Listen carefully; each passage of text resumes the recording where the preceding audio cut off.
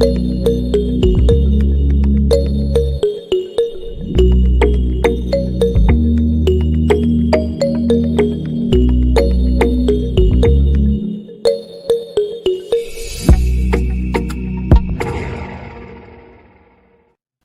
hello. So far, hi Mary. How you doing over there? Good, I'm good. Good to see you. Just looking in the room, and I see already we've got Dale and Missy and Fred and Bobbert, and more will be coming in soon, I'm sure. So it's good to see y'all. Mary and I were just talking before we started, and we're not quite sure how this episode's going to go. We're in a lot of ways we're going to wing it. I think I just came up with the idea because this is the kind of stuff that I'm dealing with in my life. I'm like, I recognize I'm escaping reality. I'm not paying attention to what's going on in the world. I don't want to freaking know. And, I've always thought in terms that that's not good. You got to deal with reality, and, to a certain extent, you really do have to eventually because reality is going to come no matter what. But there's also maybe a healthy way to maybe take care of yourself so you don't have to dwell in all the negativity that's going on in the world and the stress and all the crap and so forth, and just kind of deal with it right. So anyway, I was thinking about that, and that's why this topic came up. You know what I actually did for my own purposes? I Googled, is it ever okay to escape from reality? And what was the answer? It said, yeah, it's okay sometimes. It's just that you have to do it in the right way. Obviously, escaping when I drank, I was escaping from reality, no doubt about it. Hey, Barb, good to see you. Hey, John B, good to see you. And hey, Miss Missy. And Missy, Michelle, good to see y'all. But anyway, yeah, so drinking, obviously, I was escaping reality. And I was telling you before we started recording that, that was the hardest part in the beginning of getting sober. Because here, my situation was pretty similar to a lot of people. It was a lot of problems in life, in reality, that made me recognize that I had a drinking problem. I needed to stop. Well, when I stopped drinking, those problems had to play out, and that was like jail time and all this other crap, finding a job, finding a place to live. And it was too much sometimes. It was just too much to think about. And the only way I knew to escape these thoughts and worry and fear was to drink, because I could drink and black out and be totally not even think, it just totally numb. Yeah, oblivion. So that was the hardest part in the very beginning of not drinking, because I would just need some way out. And the way I found out at that time was to go to meetings. And I went to a lot of meetings during those very early, like 30, 60 days of sobriety. I went to, multiple meetings a day. I had a lot of time on my hands. So that's what I did. But well, I think the question for me is, I mean, there's not one reality. No. So I think it's kind of like in the second step, define insanity.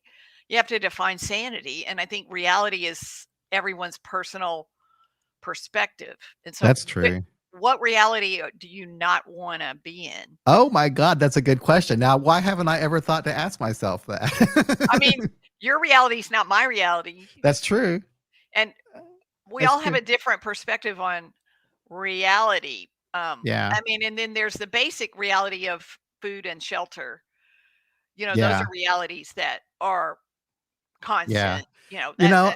I don't know. Maybe if I think about it, Mary, I wasn't really wanting to escape from anything, but maybe just to escape. I mean, I was talking about last week, like, I hit this wall with this freaking podcast. Every week I'm putting out an episode every week, and all of a sudden it's like, God, this is hard. I just don't feel like doing this, and I feel like it's a responsibility, right? And so I just shut things down. Like I don't want to listen. I shut down social media. I shut down I don't watch TV. I listen to music a lot now. Amazon Music has been a big savior for me. But that's what I'm dealing with. And I guess it's maybe a guilt trip I'll put on myself that, oh, I'm just not dealing with whatever the issue is at hand. I'm not dealing with whatever it is that's making me not want to work on the podcast. I'm not dealing with my lack of desire. I know I'm just avoiding it all. But I don't know. And at a certain extent, I think it's been helpful to just kind of, hey, LaDon, it's been helpful to back off a little bit. It's been helpful to slow down. Sometimes if I do watch television, it's just I'm not really watching it. My wife has it on. What she likes to watch these British TV shows, and I'll just lay down on the couch while she watches her show. And at least I'm there with somebody, and I'm just kind of chilling out. So Yeah. that's pretty much how I spend my time. Oh my goodness, what does Panamuse have to say here? And I do love that name, Panamuse. I bought Pig O'Connor's Higher and Friendly Powers, loving it. Thanks for the tip. I'm glad that you like it. I liked it too, and I liked her, and she would be a good guest to have back again sometime. I just thought she was just amazing. Where did you find her? Oh, she wrote a book, and sometimes when people write books, they have like these publicists that will reach out to podcasters and ask if they Yeah. would have them on as a guest, and that's what happened here. And she made herself familiar with the podcast, and she's a secular person, and she really likes the what we do, here. Oh, good.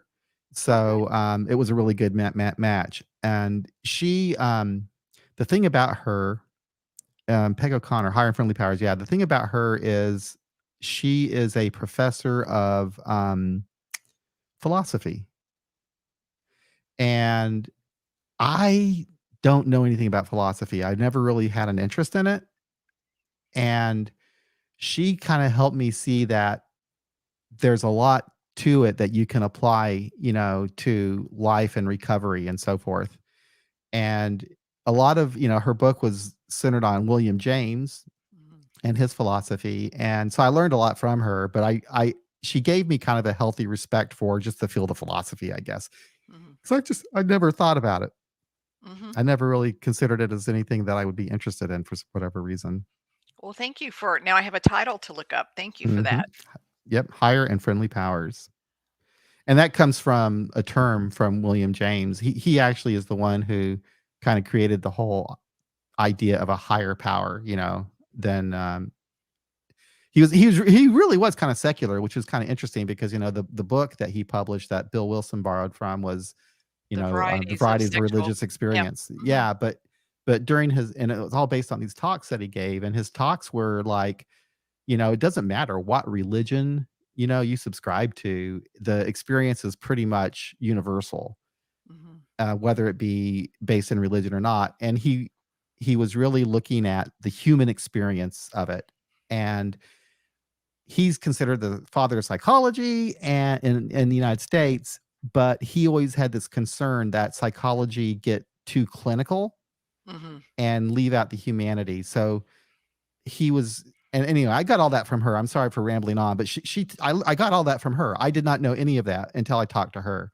Wow. And her emphasis on of emphasizing the humanity of our condition, the how we feel about it, and communicating that as being really important because as a secular person, I sometimes just get mired in the science. I want to know the facts of science, and I don't worry too much about the feelings, I guess, so much. But the feelings are really important. So anyway, good book. Thank you for mentioning that, Panamuse. I'm glad that you liked it. It gave me something to ramble about. Anyway, we're here. We are talking about escaping. I don't know. Maybe this is another self care episode. Yeah, but I mean, to even ask the question, is it okay to escape? Who are we asking the permission? Who are we asking for permission to do that? And what does escape look like? Because when I was drinking, it definitely looked like 3 drinks Yeah, quickly, pretty yeah. much. And I never wanted to just have one because that just really wasn't enough of a buzz. I kind of just wanted oblivion. So I wanted to forget everything. And so in sobriety, I've had to learn how to be comfortable with being uncomfortable in a million different ways and to try to not immediately escape whatever the discomfort is. But I still do it because I feel an addictive personality. So I escape through scrolling is my current thing that We've I'm talked about dealing that. with. Scrolling is a huge escape and movies. And I feel like I can learn positive addictions now to replace the negative ones. Yeah. And there are positive ones that reap rewards for me. Mm. Like simple things like not going to bed with the kitchen messed up. Like that's sort of becoming my habit. I do all the stuff I don't want to do.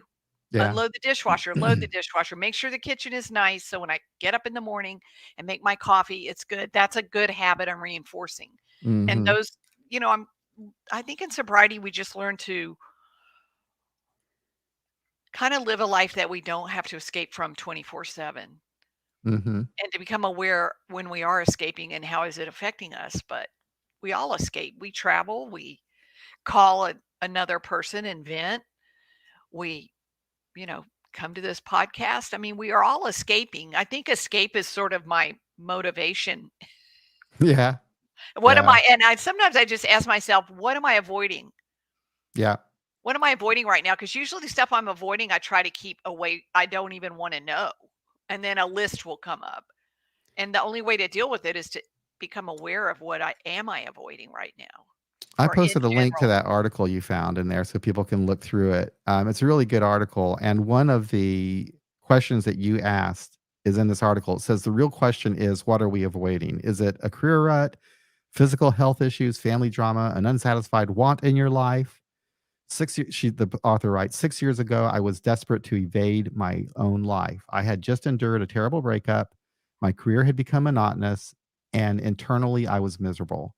I tried to band aid my existence with side projects that were far from my passion, and I distracted myself with a chaotic schedule. I lived in a state of perpetual noise. The TV was always on, and my calendar was so full that I never stood still. I figured if I avoided the issues, I never had to suffer. Only I realized the distractions were part of the true pain. Mm, Isn't it? That's really, really well written. very well written. Yeah. Yeah. And she goes on to write that oftentimes we fear our inner voice because it may present a problem we are unable to fix. For me, I like being in control with a roadmap in hand and a smooth path ahead. If I had searched for the core issue, then I wouldn't have needed a solution, or I would have needed to make drastic changes. Yep. Avoiding change. Mm, Mhm. mhm. So eventually I did face my reality when my misery was no longer a whisper, but a cold slap in the face. So there you go. Eventually, you do have to deal with it. But in that article, they do list some healthy ways of dealing with, this need to kind of deal with whatever issues are going on that you want to kind of avoid, and exercise. um, maybe watch something different on television that's more calming, eating good food, going on a retreat, just being quiet. Um, and it didn't mention music in here, but someone in the chat room mentioned it, and that's what I've been relying on lately. Is a lot of music, Latin jazz music I listen to. I think I mentioned that last week, but And piano muse. do you listen to it in your ear pods or do you just go you have it in a I just have in it your on my office? speaker. Okay. I listen to it on my speaker, my Echo, and just play it from Amazon Music. But this is interesting. Panamuse means inspiration in everything. As an artist in recovery, I find it pertinent. Do you belong, Panamuse, to artists in recovery? Because I think Mary and I were just talking about that last week, weren't we, Mary? About Yes. wanting to get in touch with them. I The first time I heard of artists in recovery, there was a group that started in Arkansas of women who got together and called themselves. I think they wanted to be an AA group, but the Arkansas AA people didn't like them for whatever reason, so they became artists in recovery. And I didn't know that artists in recovery was a larger thing. I thought it was just this little group in Arkansas, but I guess it's a larger thing. So anyway, there are some comments in here. Let's go through them. Okay. Fred says, how about distract versus escape? Smart talks about healthy distraction. Oh man, that is so true. Smart Recovery has these tools. Obviously, we talk about these, that are based in cognitive behavioral therapy. And one of the tools to, for example, deal with cravings is to have a distraction, to think, to move, to shift your thoughts somewhere else. Nothing wrong with that. So thank you very much for Fred for that. That's very good. Um, Distract. That's a great mhm. distinction, distract. Because usually cravings, they say, last about 10 minutes. So change our thoughts, do Right. something different for 10 minutes and then revisit. Yep. So Bobbert says that sometimes things don't need to be deep thoughted. True. I guess that's true. I can't help but be a deep thinker sometimes, although I do avoid philosophy. Fred H says, "Thanks for the link, John. Looks like a good article. It is." And Dale, avoidance may be a better word for this discussion. Often escapes involve some other reality. Very true. Interest. As Avoidance. yeah, um, as in what, Dale? What would be forms of other reality? Yeah, that's interesting because even Mary was talking about how we all have different realities. Feel free to call in if you'd like to, Dale. The number is 844-899-8278. I'd love to hear your thoughts on that topic. But that's kind of what we talked about last week too, was avoidance. Things that we don't want to discuss, avoidance. Yes, things that we put off discussing until it slaps us in the face, until Hmm. we are so uncomfortable we can't not talk about it. Oh Lord. Yeah, I'm starting to use avoidance. this live stream as a way to deal with my problems. Hey, what's wrong with that? There's nothing wrong with it, I guess, though. There you go. So, I mean, we're all humans and we all share similar Yeah, things. So that's why we all are here to talk and share with each other. that's true. Yeah. I So, am grateful for this community. I'm grateful that, ever since I've been sober, I have been involved with, supportive people have always been in my life, you know, who support me on this journey and who I can support on their journey.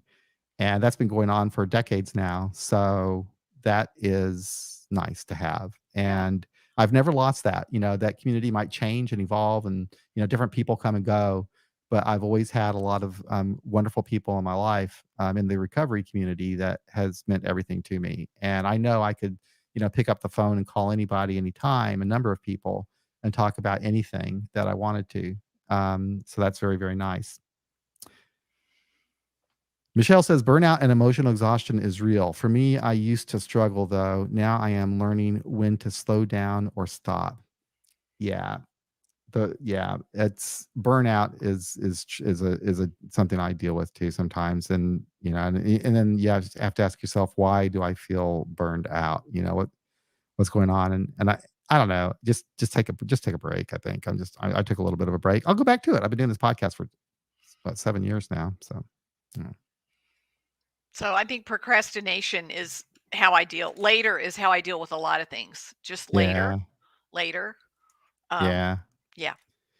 And procrastination, I remember in ancient times when I was doing the fourth and fifth step with my sponsor through the big book.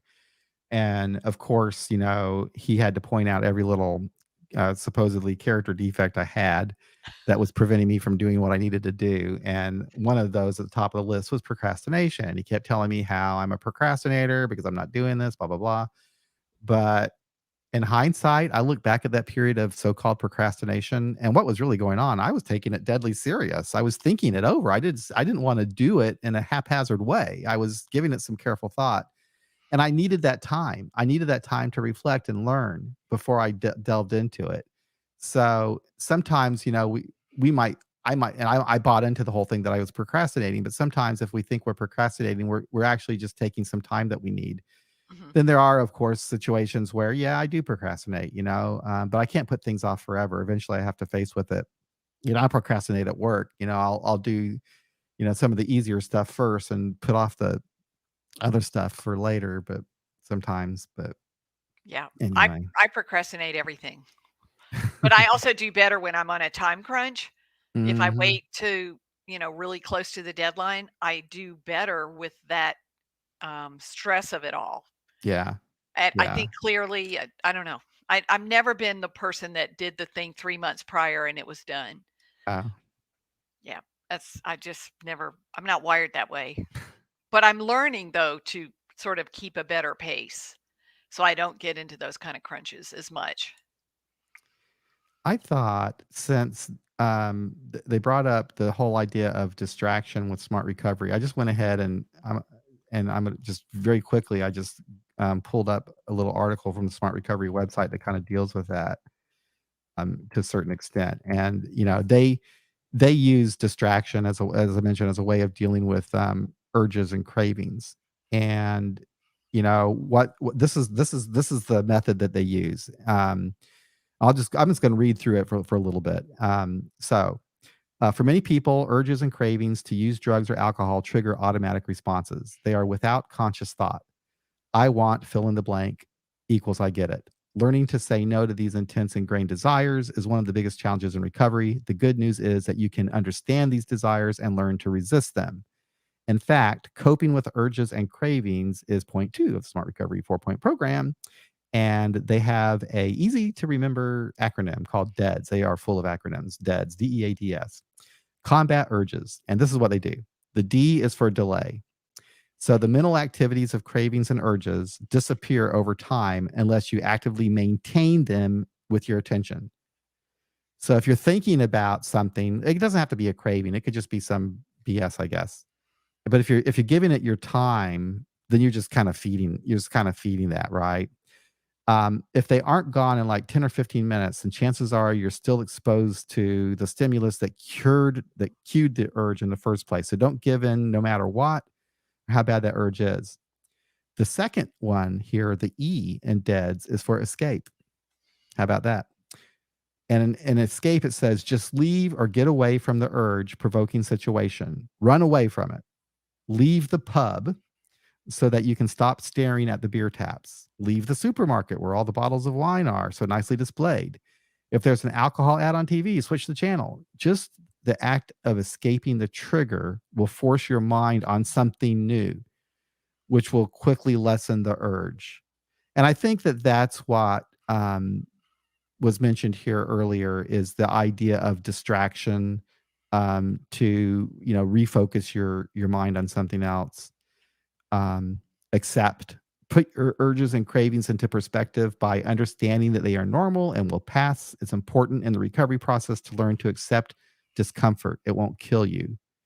And then this is something dispute, which I really like, is because you think of in smart recovery, you, you're kind of forced to think about things more rationally, I guess, or in a more healthy way. And so what you do is you dispute whatever this belief is that you have, that your thought is, and you basically ask yourself, is this really true? And kind of get yourself more grounded in reality. So anyway, just some interesting stuff there. I put a link to that article in there if you want to read it. But they have a lot of tools which are good when you use them, or if you just someone reminds you, like I was reminded of today.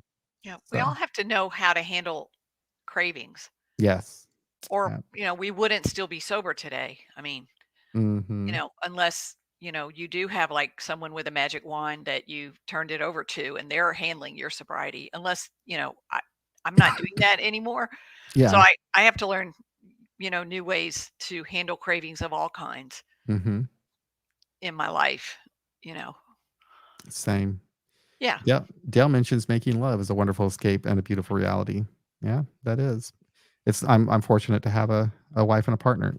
I just told Mary she's got COVID right now, so I'm sure that I'm going to be having COVID here in the next couple of days. So far, I'm testing negative, but yes, it's nice to have a partner. It's nice to have someone in your corner and have some affection, I suppose.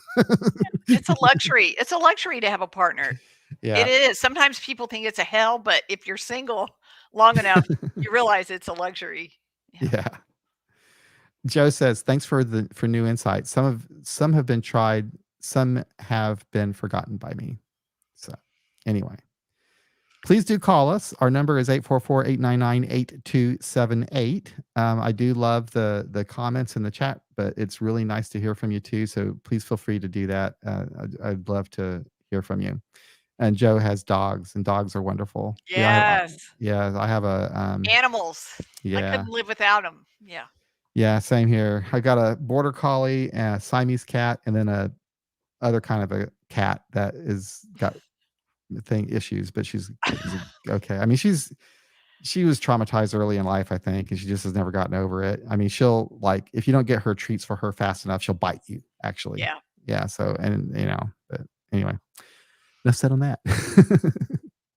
But, escaping reality is another way of saying changing perspective, Yes. because I was escaping my reality when I got sober that day and I pushed away and walked out of that bar, Mhm. because my reality was I couldn't stop once I had one. And so I was escaping that reality and I changed my perspective So usually if I want to change, I go to the people that are already doing the thing that I want to learn how to do, and I just um, submerge myself in their ideas and advice. And I just call and ask for help. And I love what you said about being in a supportive recovery community and being because you're supportive yourself. And so I feel like that being in a supportive community and learning how to be supportive and give back helps me also to change my perspective. Because if I don't like the stinking thinking going on in my head, then I'll just go help somebody else or I'll call someone Hmm. that needs cheering up or I'll go to somebody's house that's ill or, that sort of helps me escape the current reality of my thought process. I, that's really interesting what you said about, you changed your perspective, you changed your reality from the reality of drinking to to one of being sober. And that it really is a good way of thinking about this, even if it doesn't relate to alcohol. It's just a change in perspective, shifting your focus into something else and recognizing that for whatever reason, I don't even understand it, but for whatever reason, I don't even have to understand it. But for whatever reason, this is how I feel right now about the rut that I'm in my life. And I'm going to shift my perspective and do something a little bit different. And maybe that could be called escape. Maybe it could be called whatever. But I like the idea that you're just shifting your perspective because that's truly what you do, Yeah. is that. Yeah. And have you ever thought like one week I'll be in this horrible reality where something happened and I'm reacting to it and it's occupying every thought in my head and I'm having arguments back and forth in my head and I was having a bad week. And then the next week when things had shifted, I look back and go, wow, I don't feel like that anymore. Because reality is always so different. It's the Yeah, it weather, is. it's storms, storms come and go. Hmm. So I always tell myself now, this too shall pass, like people say. Hmm. I know this seems horrible right now, but it doesn't have to be 24/7 the rest of my life. And at some point, I will feel better again, and I won't be Yes. having these same feelings. Yep. And we learn And that over our recovery time. I think the more and more we notice it more. you do, and pain is part of the process. Pain is part of, unfortunately, the process of change. I think it's just part of nature, that we just feel that it's a way of getting through, I guess, something. You have to, sometimes emotional pain could just be releasing a lot of, pent up emotion. It has to come out. Yeah, And when it does, it's kind of cleansing, and it's part of the healing process. So, it is part of um, the healing process. Sometimes, mhm, we just have to go through it to get to the other side, and yep, sometimes I just put it off and I say I'll deal with this little situation later. Sometimes I yep, do put it somewhere else to be dealt with later because sometimes I can't deal with it right now. no, I've got too much other stuff going on to go down that path of that thing. yep, Yeah, it's yeah. just learning for me how to be aware of what's working and what isn't working, what's Mhm. best, and that goes back to self-care like you said. Yeah, Yep. yeah.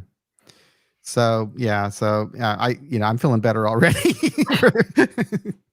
I'm not as screwed up as I thought I was. Okay, Fred says, "In my recent experience, meditation has been helpful related to escaping." I know, Mary, you like to meditate. Mhm. Finding an inner space place where acceptance of life on life's terms reduces the need to escape. Yeah, Yeah, meditation.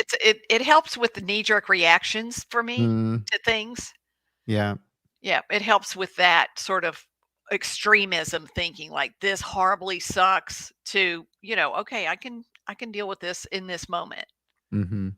Mhm. So would like so what I don't meditate. I don't meditate, but what if I do this. I sit down, listen to some mellow music and have a cup of coffee and just kind of relax. Can that count as meditation? Yes. Okay. I I do think that. it I can. I do do think that. I think it can. I think a yoga class can do Yeah, that. I that think, could do like, that too. like Dale said, a bike ride where you're just noticing all Yes. the colors of green and all the shrubs and grass and Yeah. trees.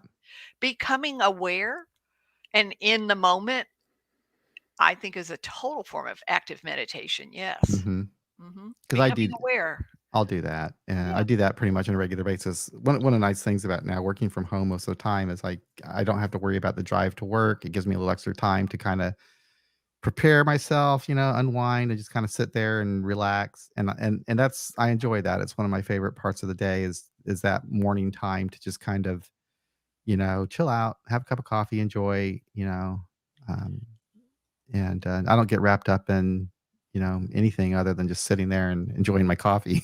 Yeah, yeah. So Sometimes if I'm laying there in bed and I haven't gotten up yet, when I think of the word coffee, it makes me get right up and go right. that's Yeah, I love getting my coffee in the morning. Love it. yeah. Coffee is interesting. I don't think my relationship with coffee is interesting.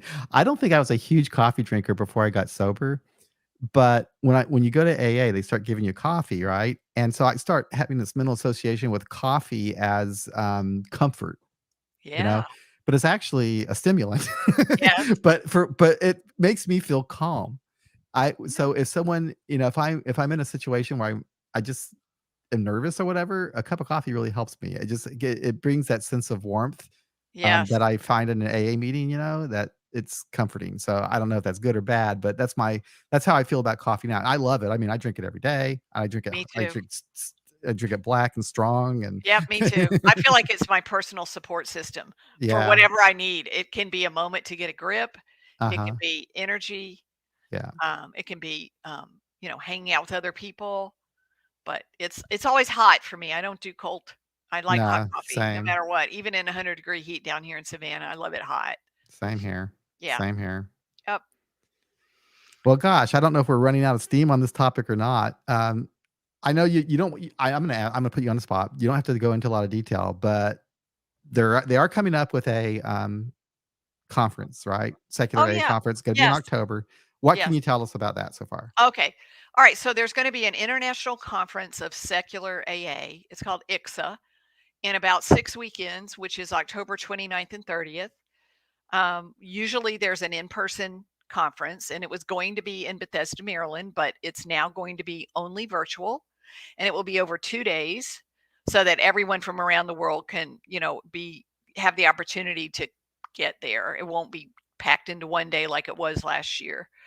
And so we're just now in the planning session, and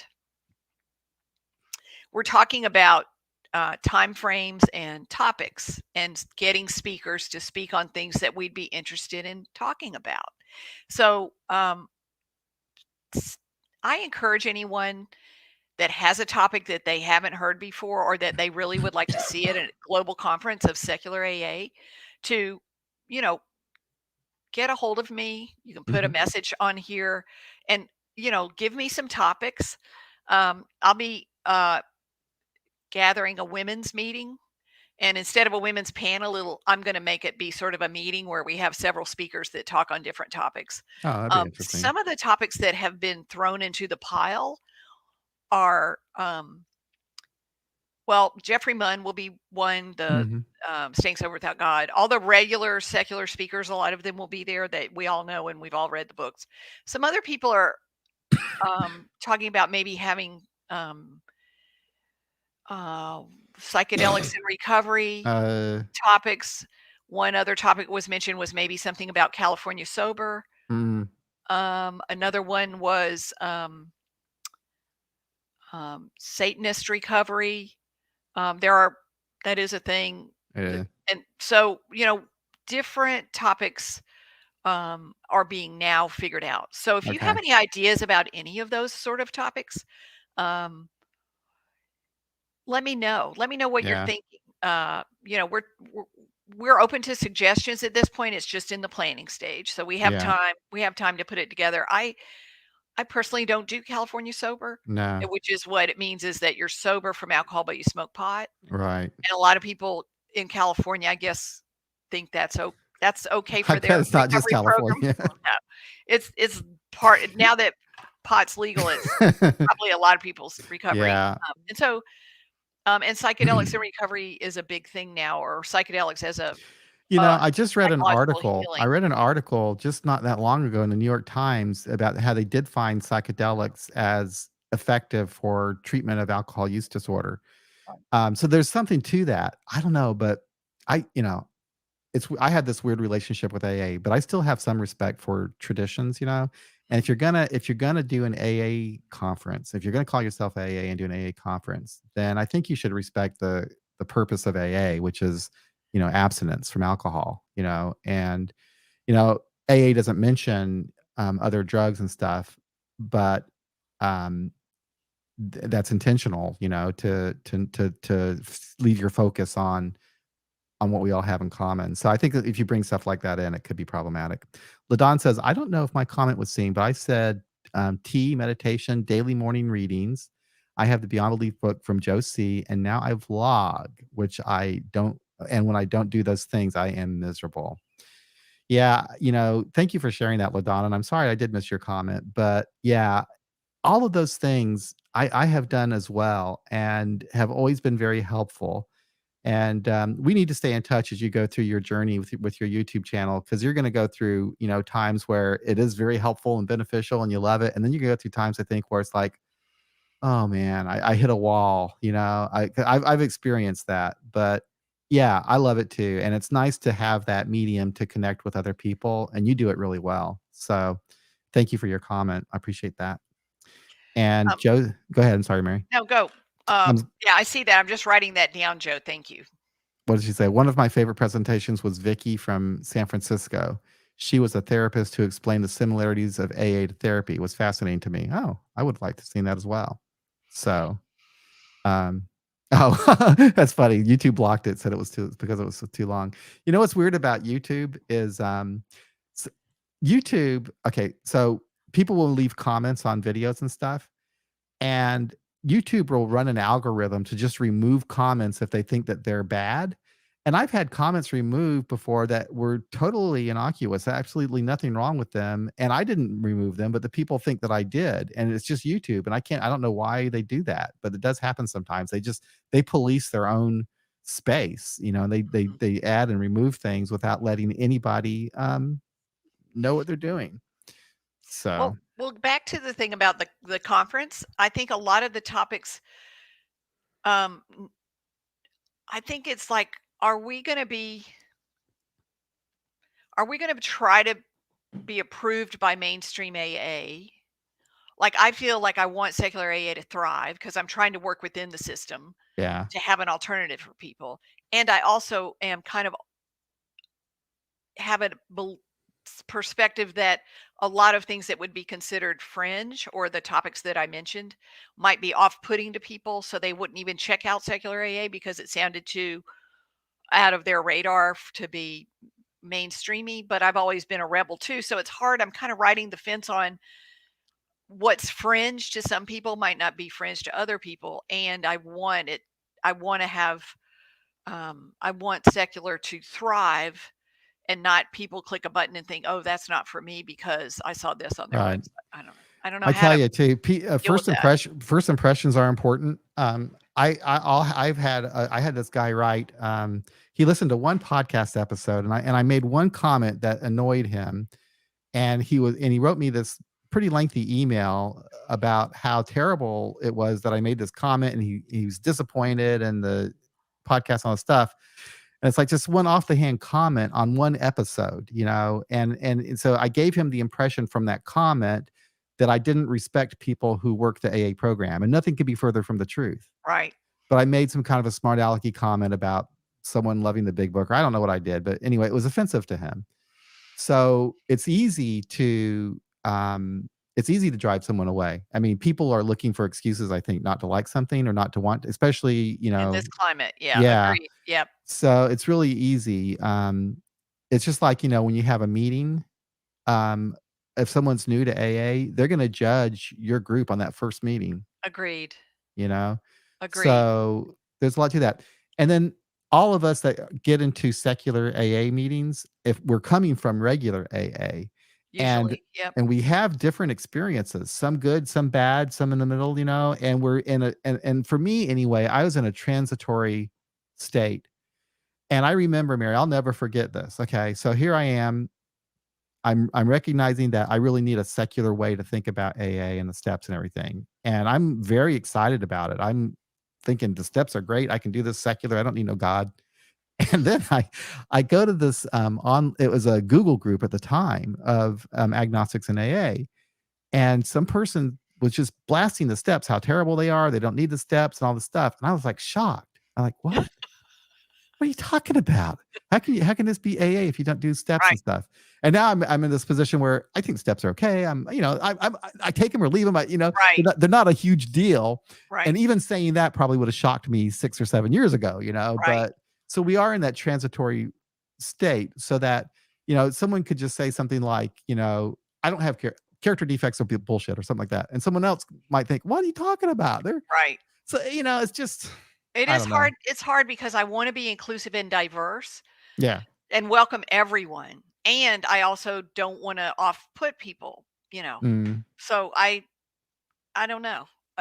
Everybody's different, and you can't judge the whole on one experience about mhm. anything, really. Yeah. So Ladon says that she struggles with the separation from traditional into other recovery related things. I deal with cognitive dissonance in regards to that. Interesting. And feel free to call to expand on that if you'd like to, Ladon. I'd be interested in talking about that. But Yeah. yeah, there truly is separation from traditional into other recovery, dealing with the cognitive dissonance in regards to that. And some people don't. I don't know. It's the biggest thing, and the biggest thing that I don't like about at least the Facebook groups in secular AA. I never experienced this in a real secular AA meeting, honestly, ever. But Right. online I have. Yes. I know what you're People talking about. fighting people Yep. fighting about spirituality. Yes. People fighting about everything. I'm like, I have never seen that come up as a problem in a meeting.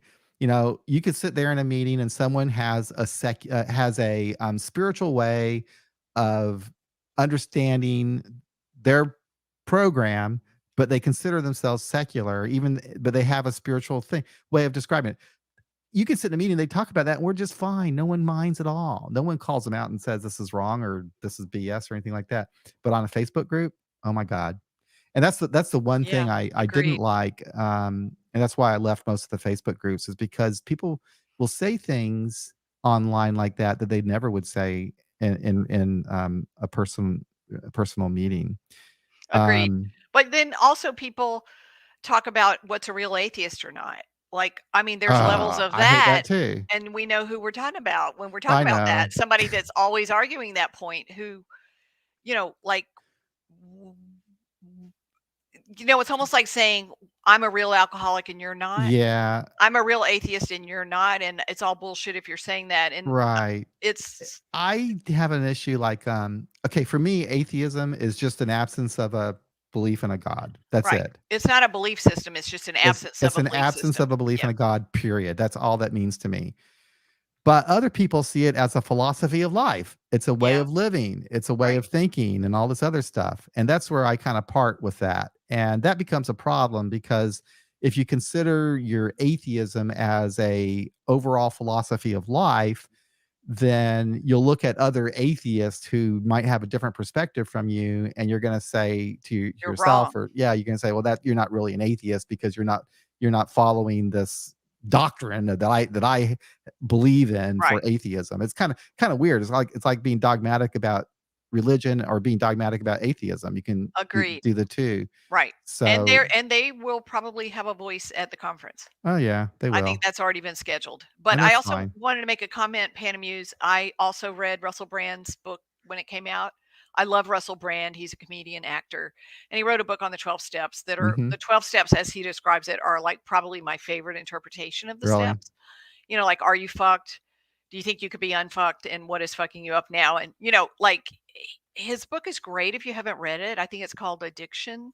Yes, I've Um, got it and I've not read it. oh, you should read. It's really good. It's easy read, and he has a he does a vlog, that Yeah. has all kinds of I different do like stuff. him. He's very Yeah, funny. He's very but very engaging. his interpretation of the 12 steps, I have given that book to people and recommended his interpretation of the 12 steps to a lot of people, and he just tells his story.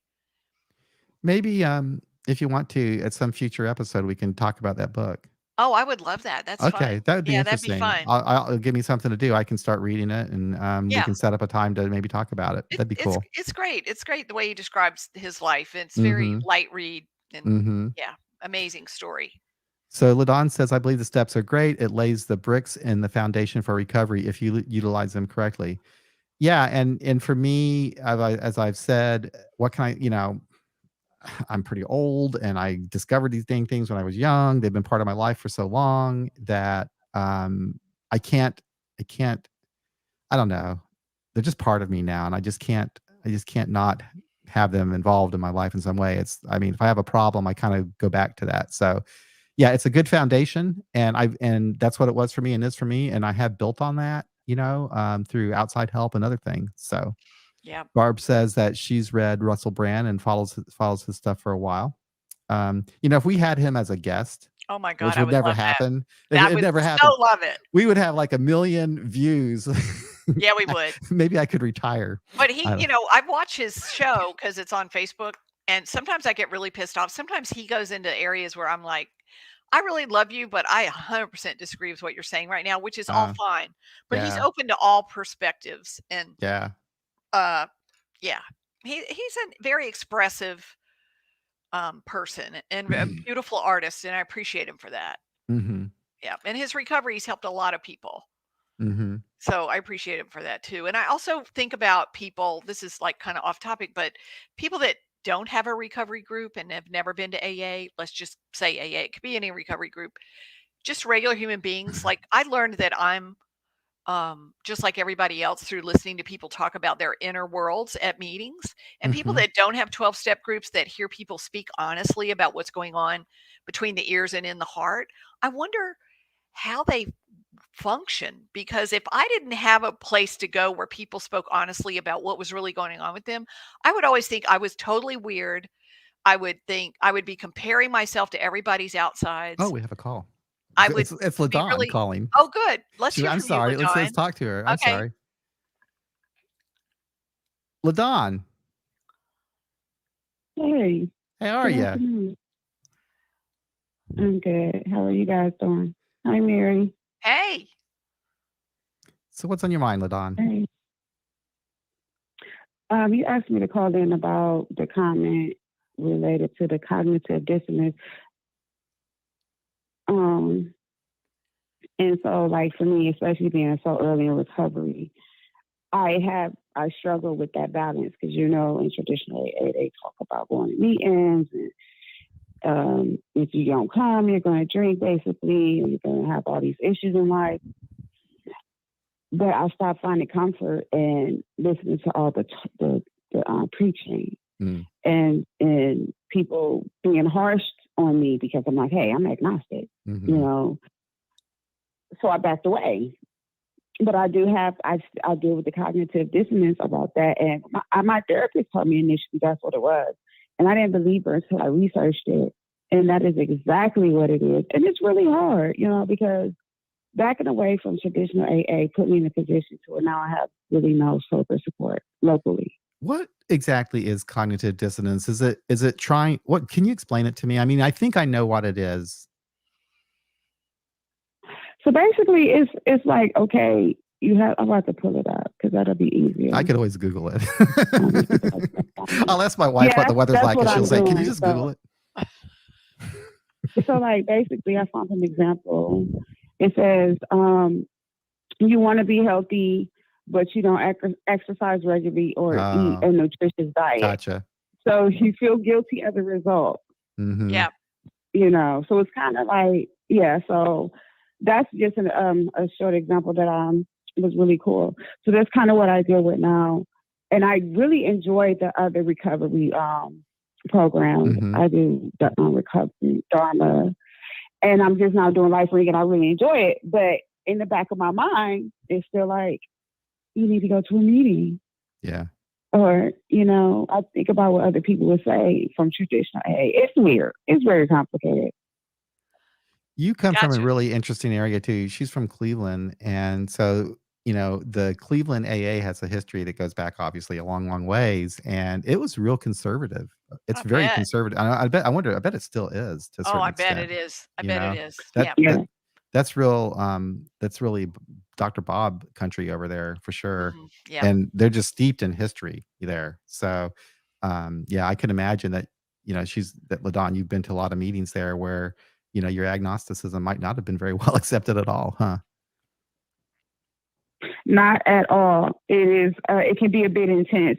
And what's funny? I get more I get more slack from the women. Oh, really? Wow. The men are kind of just like, I'm glad you're here. Yeah, it's the women that kind of beat me over my head with the big book and the Bible. It's like they're hitting me on each side. The big book and the Bible. But the men, yes, but the men are usually they're usually more relaxed and more comforting. And it's awkward because then now everybody, all the females are like, why are you always around men? We need a female to stay sober. Only a female can understand what you're going through. And I was like, I can't do any of this. That's why I left, because it was just too much. It was too many opinions and it was driving me nuts. So I had a conversation with LaDawn a couple weeks ago, and LaDawn, I'm sorry I didn't get that posted yet, but she met this really wonderful guy. He's an older man who helped her, and they always say, men can't sponsor women and all this stuff. But there was no threat. He was no threat to her. He was nothing but helpful to her, and he sounded wonderful from her description. But did I remember right, LaDawn? People gave you a hard time about that? Yeah. Yeah. Yeah, they still do. Yeah, still do. Well, They LaDawn, still do. do you go to any Yeah. do you go to any secular women's groups online? AA groups? I go to a lot of different ones. It's hard though because I like the daytime ones, but like I'm such a busy person, so it's hard for me to get. And I guess that I'm making up an excuse because like I can probably do something on the weekend. But I believe I have been at your meeting a At couple of times. Saturday at 10? The one. Mm-hmm. Okay, cool. Awesome. Yes, I have been there. It's a new freedom. I remember your face. We'll Yeah. come back anytime. And then there's also Sober She Devils, which I went to their anniversary party last night. And they've been in existence 5 years. Okay. Yeah, it was really a fun party. And they have Monday night at 9 and Sunday at 10 Eastern. So Michelle's writing, Okay. talking about Okay. Cleveland. I guess Clarence Snyder comes from Cleveland, and he lived for a long time. He outlived Bill Wilson and Dr. Bob, right? And he was this hardcore fundamentalist AA person, and really did a lot to shape AA, probably not just in Cleveland, but the hardcore AA people. And so Missy said that she listened to Clarence Snyder on YouTube, and he scared her. That's so funny. Yeah, a lot of I deal with a lot of that. Mm-hmm. Yeah.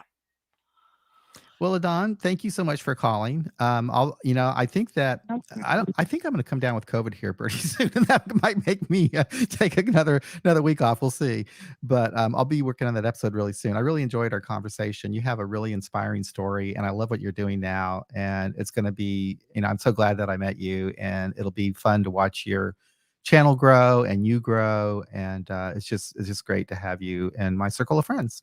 So thank you for calling. Oh, thank you. Thank you so much. You guys have a good one. I appreciate you too, John. Have a good one. Take care. Bye. Bye-bye. So read what Fred H. What Gilbert says. Fred says cognitive dissonance, the state of having inconsistent thoughts, beliefs, or attitudes, especially as relating to behavioral decisions and attitude change.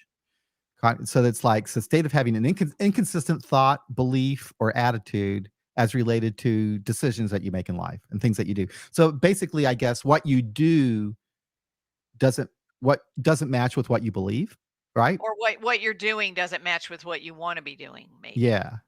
So so in the world of cognitive dissonance experts, what's the next thing to do then? How do you integrate that? The cognitive dissonance. Yeah. What do you do about it? Here's what and John, Jamie, Monty, I might be able to find a person to fill in. I bet Mary could handle this on her own. Probably. Do I want to?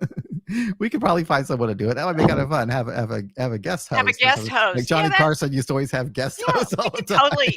We could maybe figure that one out. We could do that. It'd be fun. I could actually get some other podcaster to come on here and say, "Hey, would you mind doing the Beyond Belief Sobriety podcast for a couple of weeks?" We could probably do that. You could. I could. Yeah. Thank you for that idea. I think it's a really good idea. So, yeah, thank you. I appreciate that. Okay. Cognitive dissonance. Okay. Back to that. Okay. So cognitive dissonance. Okay. So you're thinking, okay, what you're doing isn't matching with what what you believe. Right. So So you here's want the to be thing, you want to be healthy, but you're not exercising. Okay. or with AA.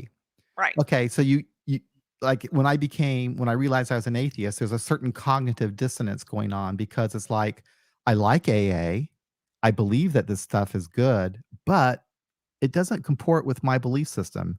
I don't believe that there's a higher power and all this kind of stuff.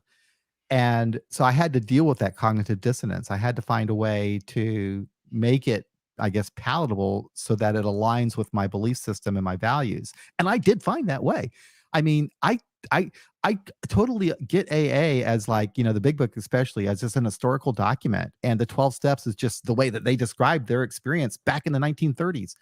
I can take all of that and make it personal for me. And I think that was always the intent, is to make this personal to you, not to do it like Bill and Bob and all the Yes. guys did. Right. So that's how I resolve my cognitive dissonance. I just said, my recovery isn't Bill Wilson's recovery or Dr. Bob's recovery or Clarence Snyder's recovery. It's my recovery. And I can describe it in my own way. I don't have to describe it the way that Bill Wilson did in 12 Right. steps. Exactly. Yeah. So that's how I did deal. But you do have to deal with it. And some people get to this point where they say, you know what? I can't secularize the steps. I see AA as religion. And so that cognitive dissonance cannot be resolved, I guess. So they will, I guess, just abandon their participation in AA altogether because they don't want to secularize it. For them, that's not compatible with their belief system, I guess. So everybody will have a different way of, I guess, handling that cognitive dissonance. Yeah. So Some people just stay in traditional AA and go with it. mhm. And then some people just say, no, I can't do this anymore. So you Here's either the meet, best definition: holding two beliefs that contradict each other. Yep. So anyway, well, we almost filled an hour. Is there anything else that we should talk about? You filled us in on the conference, so we got that going on. So maybe that Yes. people can reach out to you if they have any thoughts on Yeah. that. Or how would you And feel? Like, I want to know, how would you feel about having titles about what I mentioned earlier mhm, in the secular AA conference? Or yeah, is there something you would like to see have a panel about? yeah, Yeah, I yeah. would love to hear that. And John, how would they contact me? Well, would you want Can them how can you would you put like to? my can you since I have to get on Facebook in order to write in the comments, can you Mhm, just put my your email email? address? Sure Yeah. can. Let me get it Okay. real quick. I got it right here. I just need to pull it up. Okay. But that's what we'll do. That way you can contact Mary directly. Yep. And Just send me an email about any thoughts. yeah, here we Or if you go. yeah. And then I like the idea of using Russell Brand's book as a topic for a couple weeks down the road to give Let's people do time to that look for it up. sure. For sure. And then I think next week maybe I can find a sponsor. It's Labor Day weekend. And I do have someone in mind. I'll ask around. Okay. Okay. That sounds good because Did I say sponsor or did I say you said speaker? sponsor, but speaker. No, I meant speaker. I think that's an excellent idea because I do have a feeling that I'm going to be sick, and that way I can just kind of sit back and Yeah. listen. Yeah. While you're dying from COVID. Yeah. Oh Lord. Well, this has been fun. Thank you everybody for your participation. I really enjoyed this.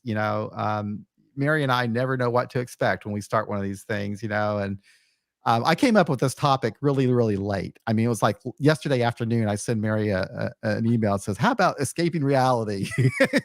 She's like, "What?" But it turned out pretty good, I think. And then So also, I just want to tell LaDon I can give John the information about the meeting information, or you can send me an email and Yep. I'll email it back to you. I put Mary's email in there, LaDon.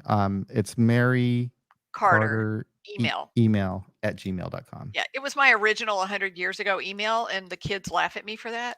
It's email, Gmail. How many emails do you want in your Gmail account? But it just stuck, and I did it so I could remember it. Yeah, that works out. So I'm glad that you enjoyed the discussion, Fred. It was fun to be here. I always enjoy this, and thank you. This wouldn't even be as much fun without you guys. So you make it. You make this happen. All Yeah, of you all. y'all totally make You this really do. podcast. Yeah. So anyway, disco time. Bye. Bye, everyone. It's been fun. We'll talk to you next week. I think we're gonna have a speaker. Yeah. Y'all take care. We will.